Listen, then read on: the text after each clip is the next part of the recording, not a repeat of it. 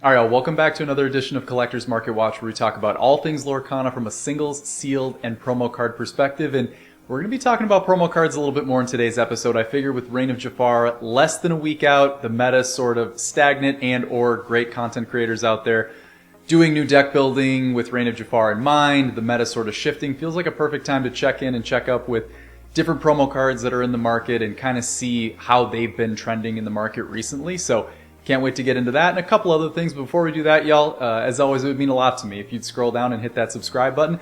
We do pack opening content every Sundays and Thursdays, and of course, Market Watch content every Tuesdays. Go join the Discord, links down in the description. And with all that out of the way, let's get into today's episode. So the first thing that I do want to quickly check in on and at least talk about and continue to bring up before we actually start talking about the promo cards is I do want to check out on a new set, or talk about a new set rather, being Rise of the Floodborn. Obviously not a new set, a much older set, set number 2.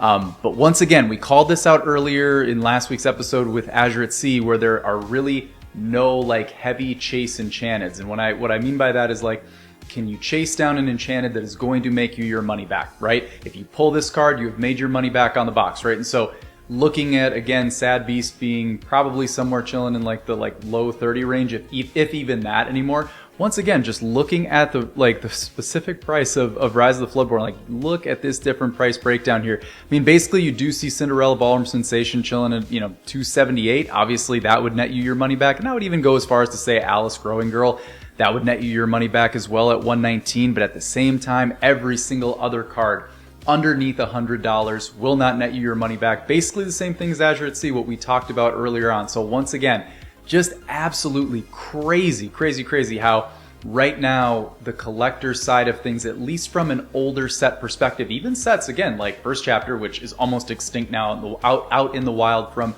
a retail perspective, and then also Rise of the Floodborn, which I'll be honest, I'm seeing less and less of it out there in the market. Like every once in a while I'll run into some packs, and obviously you do still have the ability to pull Rise of the Floodborn from the most recent Arcasia's Island gift box or gift set. You can potentially pull one pack. I don't think I've ever pulled doubles of it, but I guess maybe theoretically it's possible.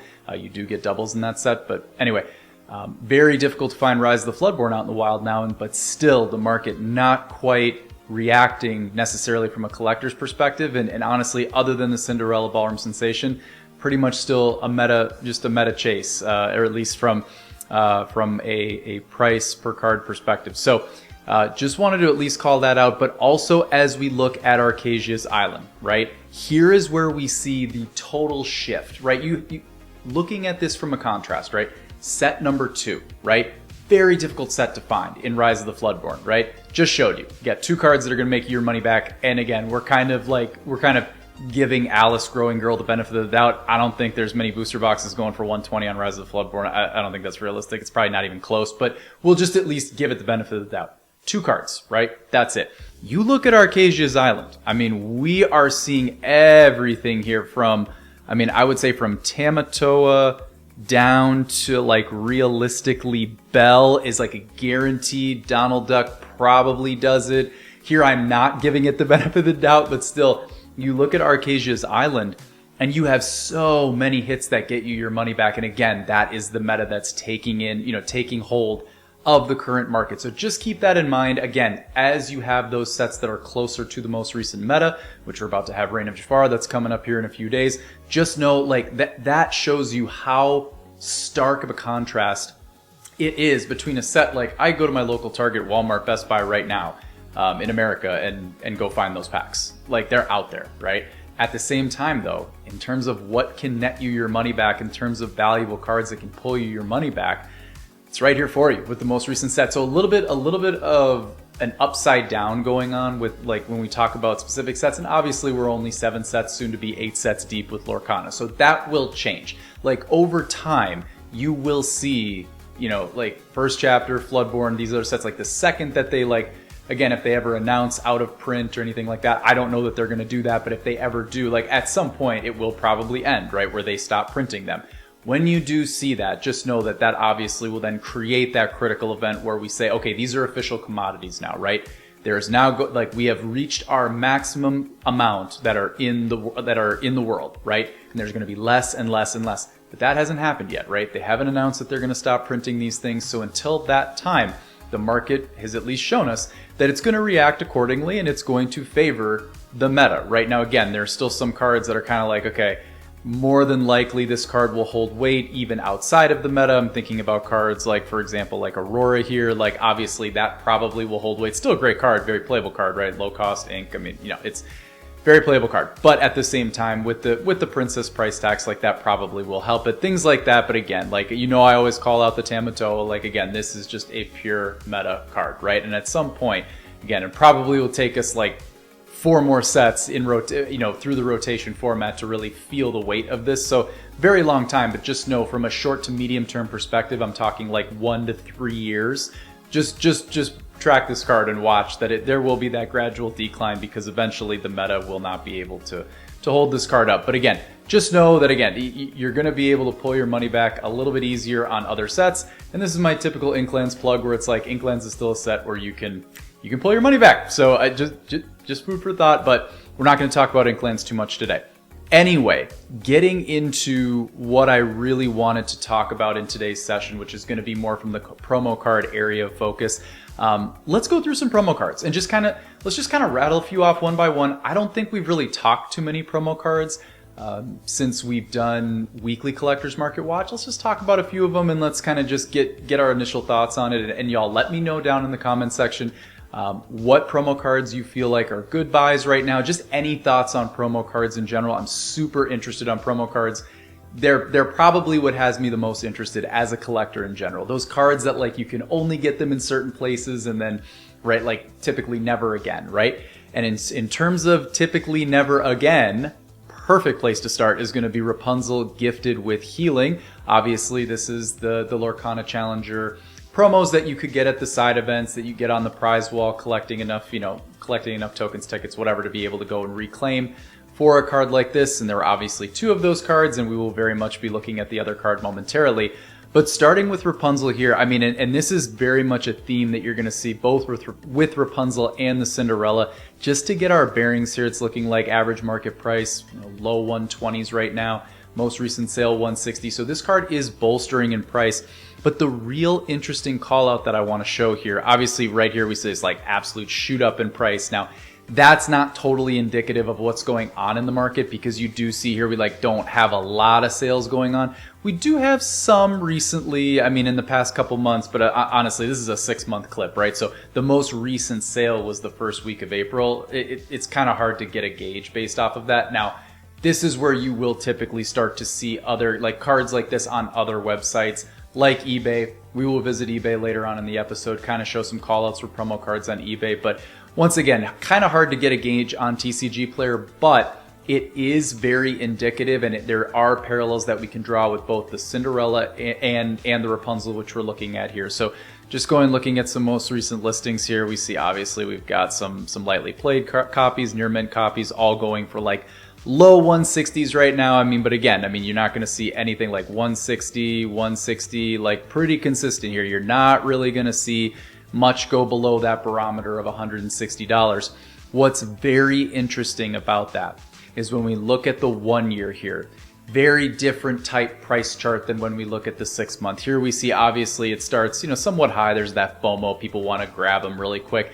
Then we see this like massive dip all the way down into like the low sale price being in the low 90s for this card. If you look at right here, you see low 90s for this card at one point. And this was very much in the time frame of this dip right here, right? That dip really just signifies like the DLCs were constantly happening, whether it was Fort Worth or Seattle or Vegas or wherever else it was. Like, and these cards are just all over the place. Can get your hands on a handful of them, right? Like super easy to collect, right? I mean, and to find. But now the market is sort of starting to realize that as we start to ramp up World Championships, where apparently we are going to learn of the new DLC schedule, there is speculation that this is going to bring about new promo cards like the Rapunzel and like the Cinderella that you're going to be able to get. And that would also signify that the Rapunzel and the Cinderella are going to be, I guess, what you might call like out of print. They might stop making them, right? And this is very typical for any type of promo card, right? Any type of card that isn't a retail card that they're just mass producing, right? They pick an event or a series of events or a series of like a time frame, and they sell it and then or give it away, and then eventually it's done, right? It is a promotion. Like they are promoting these cards through an event, right? Or something like that, right? So it's very, very possible that you're going to stop seeing this card be printed. And then honestly, I do think the market has priced this in a little bit already, but I could honestly see it going up even further after that. And then again, same exact thing with the Cinderella Stout-Hearted. I will say on the Cinderella Stout-Hearted, first of all, let's just get our bearings here before I start talking about anything else. You know what's interesting with the price chart of the Cinderella? You do see here like low sales price 77, high sales price 274. That's quite a bit, honestly. I didn't see that in my earlier research. I'm like literally just looking at this right now that, hey, somebody wanted it. Mad respect to them. But anyway, the low sales price of Cinderella, $77, and Rapunzel, $91. That was very indicative of what you saw in the dip. Rapunzel always like kind of outpaced Cinderella a little bit. Now again, I think Cinderella was top 32 to get you the foil, the alternate art foil card, and then Rapunzel to get the alternate art foil card was top 16, I believe. So I think for some reason, and it could be that they like the Rapunzel art, the market likes the Rapunzel artwork more, but it just seems like Rapunzel has outpaced Cinderella for the longest time. However, it looks as though, at least from average market price, bringing in, eBay pricing and other pricing, it does look like, if you do look at multiple different metrics, like, so for right now, let's look at just TCG, like lowest listing. Looking at lowest listing, I mean, here we go. Kind of same thing. Like, honestly, the Cindy is actually slightly outpacing Rapunzel with low price being, I mean, obviously you got one verified seller going here for, 160, which is the Rapunzel. But then you kind of jump up, $8, $9, $10, which is very interesting that the Cinderella is kind of outpacing the Rapunzel a little bit. I guess looking at recent data here, yeah, I mean, man, look at that, dude. Like, look at this. You have got some crazy pricing going on here with, upwards of what, mid 160s, high 160s. This card was a 77-ish dollar, 70, like high 70, low $80 card for the longest time. So these are the kind of things that you want to look out for, especially as we get into the next wave of promotion. Like when these DLCs get announced, if they go with kind of the same format, it always seems like there's a couple of cards that you can grab. Rapunzel, Cinderella, you have the Baymax Armored Companion, the Cusco Temperamental Emperor. We probably won't get to those in today's episode because, I mean, if we talk about every single promo card, we'll be here for an hour, which would be fun for me. But at the same time, like at some point, you kind of gotta pick and choose week by week. But they like to go with little sets of two. Very possible that you'll see that again with maybe a promotional card that you get just by showing up to the tournament, which is Dragonfire, which we'll see if they reprint that one, right? So.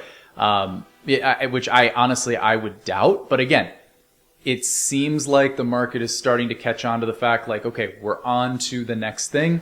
These are probably the past, and anything in the past that they're kind of done with and not going to do anything more of. Like, again, now you have a commodities market. So very interesting there on the Cinderella Stout-Hearted. Let's now shift gears to, I believe, the newest promo card in Disney Lorcana, which is going to be the Iago Out of Reach. Now, right now, you're going to see very little sales data for this, especially on TCG Player, just because obviously this card you cannot play with in competitive play right now. It is from Reign of Jafar, so you're not going to be able to use this card, right? So, like, looking at this right here, I mean, let's go down and just check, like, look at the specific price. You got 110. Obviously, like, not going to be much data when we look at this. Again, you see like low sales price here for 90, and then we have a couple like 100s here. Honestly, it will be very interesting to see with this card. It's very difficult right now to know what's going to happen with this card as it pertains to where the price is going to land. And the only reason I say that is there's very little that we have that we can go off of, that we can compare this to. The only real thing that we're going to be able to compare the Iago to is going to be the Mickey Playful Sorcerer. So really, with no data on the Iago, let's just quickly pop over to the Mickey Playful Sorcerer and just sort of compare and contrast here. So Mickey Playful Sorcerer you were able to get at the D23 Expo convention. From what it sounds like, I heard they were giving out these things by the handful. However, I mean, once the event is over, I mean, who knows what they do with them, if they destroy them, lock them in a safe somewhere. So it's really going to be only a very, very sliver of amount of time that people are going to be able to get their hands on these, as opposed to the Iago, where you get your hands on that card by paying $50 for the D23 Gold membership. Again, there could be thousands of people paying for the D23 membership. There could be tens of thousands paying for the Gold membership. I have no idea. We have no idea, right? And this also can change year by year. But just contrasting it here, looking at the Mickey Playful Sorcerer, you do see something quite similar. You see a market price of like low 90s compared to Iago, which is chilling in the low hundreds. However, the Iago has been out for a shorter amount of time. So again, typically with any type of card that is new, honestly, any card in Lorcana typically that's new, but certainly promo cards when you have that FOMO, you're going to see this right off the rip, you know, where it's like got that high FOMO and then it kind of works its way all the way down. I'm pretty sure if we look at the 1 year, the average market price is going to be, or the high watermark for market price is going to be like 200 something dollars. Yeah, look at that right there, $250 high sales price. But there was so much FOMO going on when this card first came out, because it was, I believe, the first time where you had this actual stamp, this D23 stamp right here that was printed on an individual card, right? Like obviously you have some other cards, which we will talk about very momentarily, that have first edition stamps on them and it has the Expo logo on it, but just the pure clean D23 logo. I believe this is the first one. Obviously it came out with the second iteration of the D23 promos, that had one from first chapter all the way through Azure at Sea. But again, those were sold as a set. So it's hard to it's just hard to compare and contrast, right? Now the Iago coming out has the D23 stamp on it. Like now we kind of understand that we're probably going to see more of this D23 stamp going forward. But at the same time, again, with the Mickey being kind of the first individual solo card, you just don't really know, right? And you could only get it, I believe, at the California Expo. Like I don't think they were selling this one anywhere else, because that's like where they do the big thing. I know the sealed D23 box, the version 2 of it, you could get it in California, Florida, even like France, I think in New York. Like you could get them in a lot of places, probably in Australia somewhere too. I don't know. There are probably half a dozen places where you can get it. So going to be very interesting to see how the Iago reacts. Just know that, like, I would say from the Iago perspective, like if you think about Iago and where this card can go, probably only down realistically. So I mean, if you really feel like you want to like wait and get the best price possible, I don't blame you for that. I think the floor on this card realistically, like I would be shocked if it gets lower than like $50-$60. But at the same time, like that would be a the price would get cut in half. I'm not saying that will happen. The only reason I put the floor there is just because with the gold membership being $50, I know you get some things with it, the Stitch pin, I think a Goofy and Max magnet, maybe one other thing, but realistically it's the card, right? Like the card is the big draw there. So I would just be very surprised if you see this dip anywhere below like $50-$60. Also, it is such a hot ticket item, in terms of Lorcana, that again, I do see it probably going down, but not to the point where it's just going to get absolutely destroyed in price. I mean, it probably will find a home maybe a little above the Mickey, maybe a little below. I think that's just indicative, again, of how many copies people were getting their hands on at the Expo versus how many gold memberships we have. Impossible metric to know, but just know that that's out there, and know that you are going to start seeing sales prices on it, including on eBay, and maybe we'll take a look at that a little bit later. Shifting gears into, I believe, the last promo topic of the episode that I want to talk about, and that is going to be the original D23 Expo cards. These are the first ever cards printed for Disney Lorcana. You were able to get them at the Expo. Gosh, is it 3 years now? 3 years ago now? Does it say on here? I don't even know. Let's see. I mean, it might not, honestly. Yeah, it's either 2 or 3 years ago. Someone let me know in the comments on that. But anyway, 6 different cards that you could get sold as a set. We'll take a quick peek at each one of them just to like flash them in front of y'all. I mean, I know that there's some who are newer to the hobby who have never seen these cards. Just know that these cards are the only cards that have ever had the first edition stamp on them, and they most likely also will be. I mean, who knows? They might change that style up in the future, but these are the only ones that have that first edition stamp on them, and that stamp carries with it a massive price tag, and pretty much makes each one of these variants max rarity in their respective rarity, right? So you see the Elsa here, the Snow Queen. We did an episode a couple weeks ago once they did the announcement of Fabled, where we heard that we were going to get iconic rares and also epic rares. This print of Elsa, Snow Queen, is going to be printed as an epic rare. However, it will not outpace the max rarity of this card right here, this Elsa Snow Queen. The D23 Expo First Edition card will most likely forever be the max rarity of this specific Elsa variant, the Snow Queen variant. Just looking at sales prices for this, I mean, there's not going to be very much data on this, but I do think that there is an interesting metric that kind of is a standard setter that we can look at. Right now, you see here, there's one price here chilling at around $5,500. I realize, like, for 99.9% of us, like, honestly, including myself, this is out of reach for us. However, we can get a feel of what the promo market is doing, and we can also get a feel of kind of like what is sort of the standard that is being set in Lorcana. What I will say with the Snow Queen is the Snow Queen right now, to my understanding, it's definitely a top 5 most expensive card. I do know that the Golden Mickey that you win at DLC Championships will outpace it, and realistically Baymax Armored Companion and potentially Cusco Temperamental Emperor from the regional championships that are actually the cold foil that you get from placing. Baymax definitely outpaces her, and Cusco's probably kind of close. But from there, truly, we have this card. Interestingly enough, we also see a price here for $8,000, but what is very, very interesting about this is actually a PSA 10 variant of this card. You go in here and we look and we see what's going on here. We see that it is a PSA 10 variant, and we also see that this individual is also posted an entire set of PSA 10s. Now, I would imagine that these are legit. It would also not shock me at all if these are on eBay somewhere. It would make a lot of sense. What is very interesting about this, though, is you have the ability now to look at each one of these cards one by one by one if they are posted individually on TCG Player or wherever, which they are, and you're able to get an understanding of the market. So if we start to sort of look here, we see Elsa's chilling at $8,000.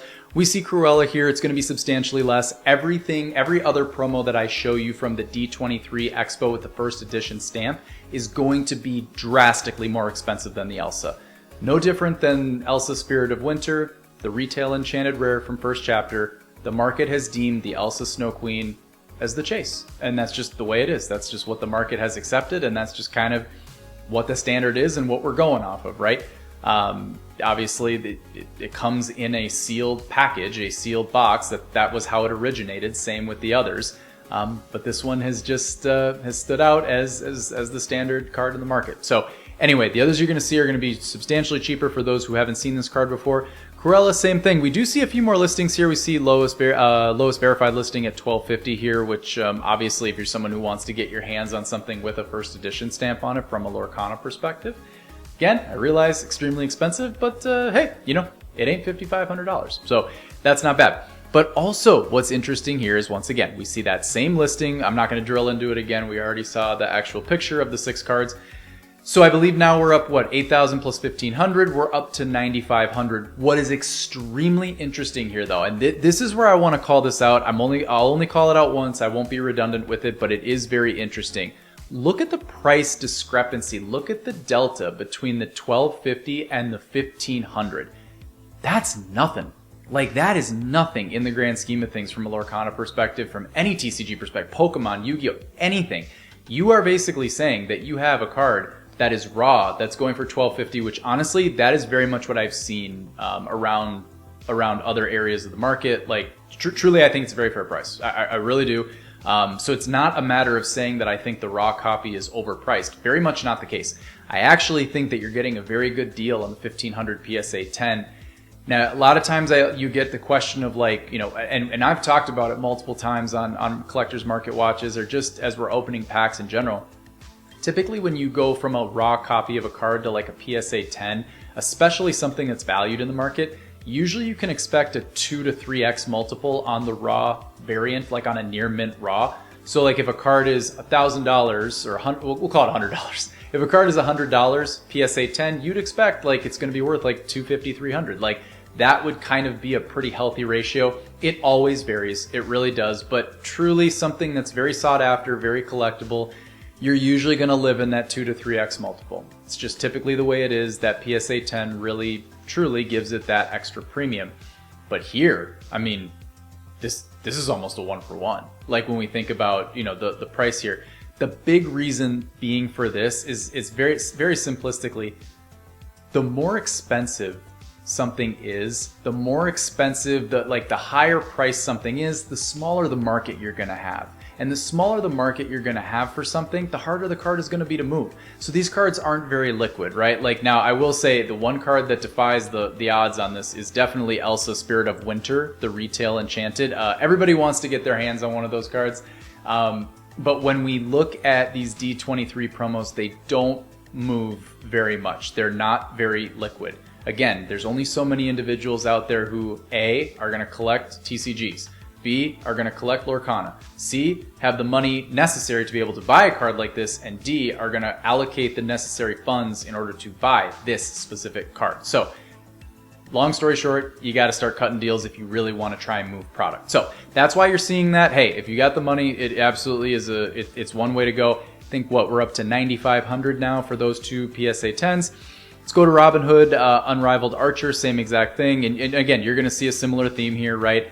1,000 lowest verified listing, 1,500 again, same same call out. Now I believe we're up to about 11,000. I do believe that the Robinhood and the Cruella are pretty universally, and maybe one other which we'll look at here in a moment, but those ones are pretty universally your low benchmarks. Like if you are looking to get in the market to get your hands on this logo and that stamp right there, this is kind of your entry point.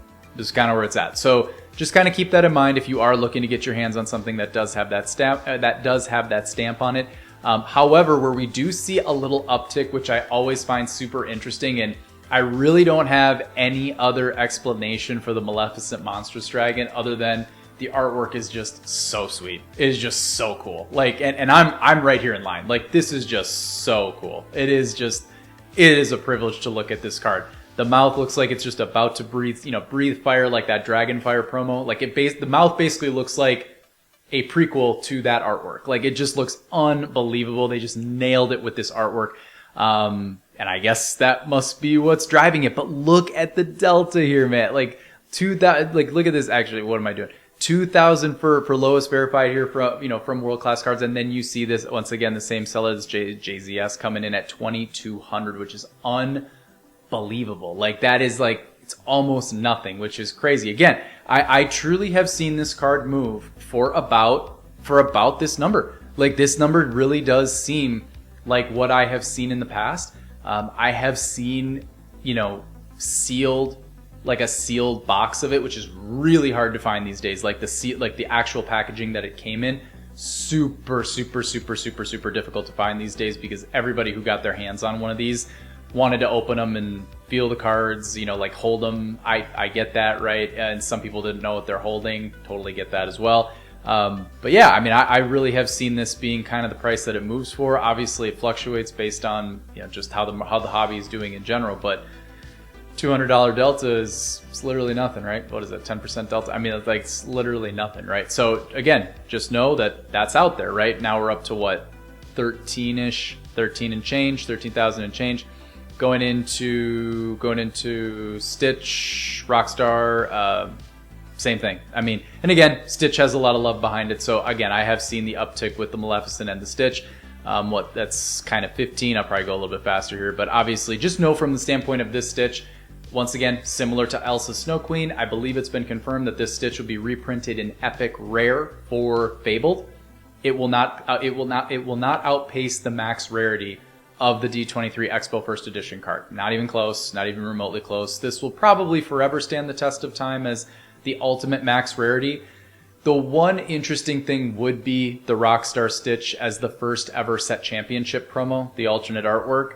Kind of your call on, I mean, technically it is the same variant, that will be an interesting compare and contrast long term. I don't see this card getting outpaced by that one, but it will be interesting because it is the first ever set championship promo, similar to this being the first ever, card in the hobby, right? It's part of that set. So that one is interesting. I don't think it will outpace this one, but if you told me it happened years from now, I wouldn't be surprised at all.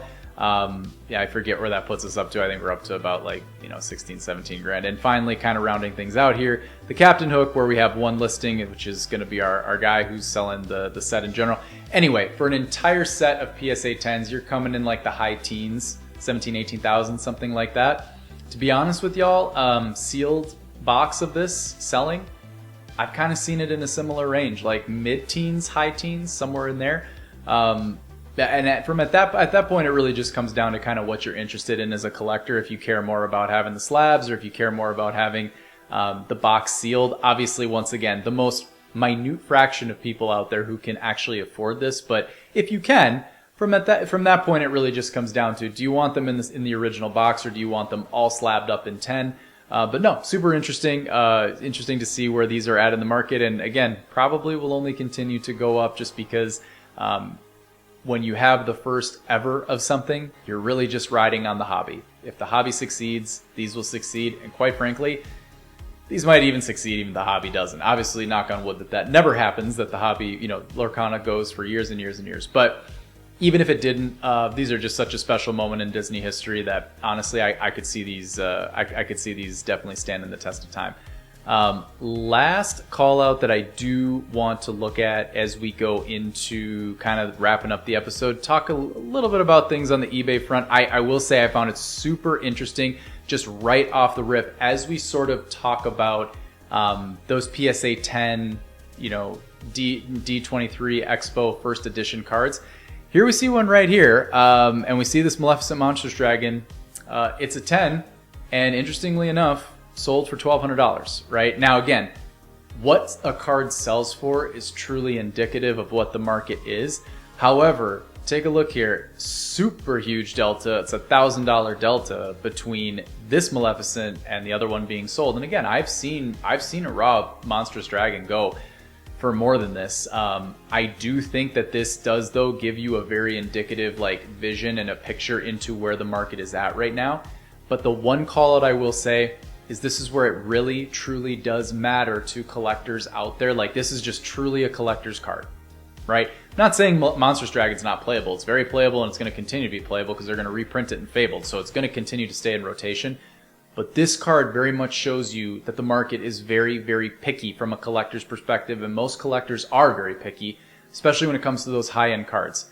This card, in my opinion, is being sold for $1,200, a little bit because of where the market is right now. We might be in a little bit of a dip right now, a little bit of a lull in the market as we wait for kind of the hobby to start ramping up again for the next season, post-Worlds. But honestly, y'all, I look at this and I see someone who is getting a deal because maybe it's a CGC slab versus a PSA slab, less track record, etc. I mean, again, I realize it's possible that the PSA 10 Monstrous Dragon might not sell for $2,200, but again, I've seen this card go raw for more than $1,200, easily more than $1,200. I think I've seen this card go for 2 G's at one point. So again, I think someone got an amazing deal here, an absolute steal. But again, it really does show you when you're looking to hold a very illiquid long-term asset, even the grading company at that point, it really does matter. It really does, and CGC is the one that has the track record. So again, it could just be someone needed to get rid of something, move off of something, and this person was just in the right place, right time. Could very well be that, right? And we're just looking too much into it. But again, this is where you start playing in those more deeper waters. You get very, very interesting little tidbits and nuggets of information there. So I thought that was super interesting. Let's scroll down here for a second because there was something else I thought was extremely interesting looking at. Well, actually, first let's pop in here and let's just at least call out that the Iago, Out of Reach, the D23 promo. Here you see a sale for 106. I do think you're going to see sales stay pretty consistent with the Iago over the next few weeks at 100. I do think you'll see a slow, gradual decline. Like I said, I truly believe that if you wait long enough, you will save a nickel or two.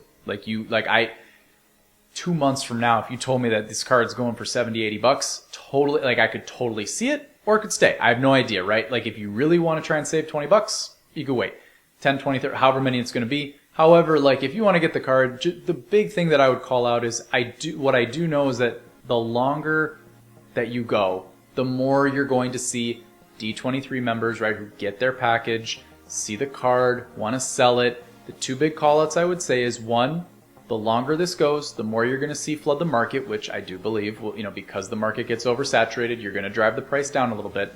But the second thing I would call out is like just really scrutinize the card, especially something like this that comes in a package. Like I've opened one of these, and let me tell you, I'm not saying the packaging is beautiful. I mean, D23 does a phenomenal job. I mean, it was absolutely beautiful, but they've got it in one of those like lodge things where like pulling it out of it's very easy to damage the card, even in the plastic. Like I've seen stuff where people have got, corners bent, edges, muffed, like it can happen. So just you're going to be spoiled for choice with this card, buying it from eBay or something like that. Just be very, very, very careful. Just really take your time, scrutinize. If there's one or two pictures, move on to the next. Don't get married, don't get attached to one card. Like if you don't like what you see, move on to one that's got 5 or 6 pictures. You see a picture you maybe don't like, you're like, I don't know, move on to the next one, right? Really go through the process and make sure you get yourself a really good variant that you're going to be really happy with, right? A copy that's really clean, or at least as clean as it possibly can be.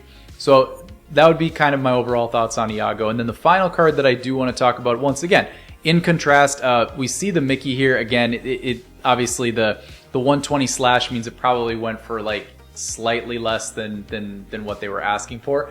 But once again, I do think that you're going to kind of see these cards jockey back and forth a little bit. I do see this probably staying pretty consistent, at least until we get another D23 card where we can start to really understand and vet out the market. But yeah, I mean, I think it will be interesting to see where both the Iago and the Mickey go, again, because of the source of origin for both cards being different.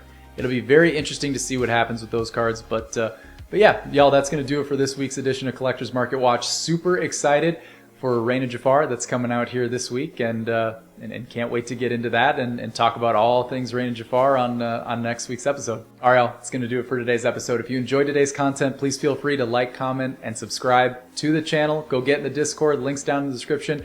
Let us know in the comment section what you want us to talk about on next week's episode. And until next time, we are eternally grateful for you all, and we'll see y'all on the other side. Peace out.